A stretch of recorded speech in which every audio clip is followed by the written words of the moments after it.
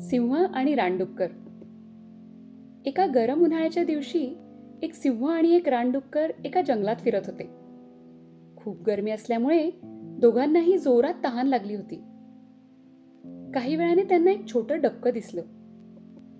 सिंह पाण्याच्या जवळ गेला आणि प्यायला लागणार तेवढ्यात रानडुक्कर तिथे पोचला. तो मोठ्या आवाजात म्हणाला, "थांब, हे पाणी आधी मी पिईन." सिंह गर्जना करत म्हणाला, "मी जंगलाचा राजा आहे, आधी पाणी मी पिईन." दोघांमध्ये मोठं भांडण सुरू झालं. ते एकमेकांवर जोरात हल्ला करायला लागले. दोघेही बलवान होते आणि त्यामुळे लढाई खूप वेळ चालू राहिली. सिंह आणि रानडुक्कर एकमेकांशी लढण्यात एवढे गुंतले की त्यांना वर असलेली गिधाडं दिसलीच नाहीत.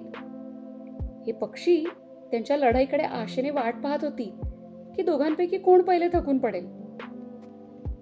लढता लढता सिंहाने वर पाहिले. त्याला ती गिधाडे दिसली. अचानक त्याच्या मनात कसली तरी जाणीव झाली. तो थांबला आणि रानडुकराकडे पाहत म्हणाला, "थांब, वर बघ."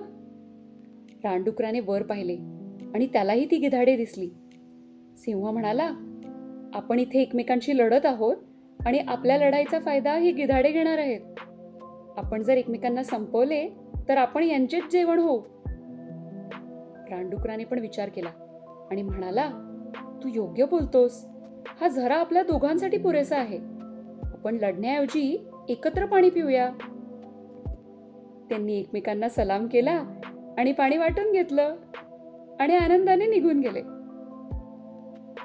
ही पहा, अकारण भांडण केल्याने दोन्ही बाजूंचं नुकसान होतं आणि कधी कधी तिसऱ्याचाच फायदा होतो. त्याऐवजी समजूतदारपणे वागल्यास सगळ्यांचं भलं होतं.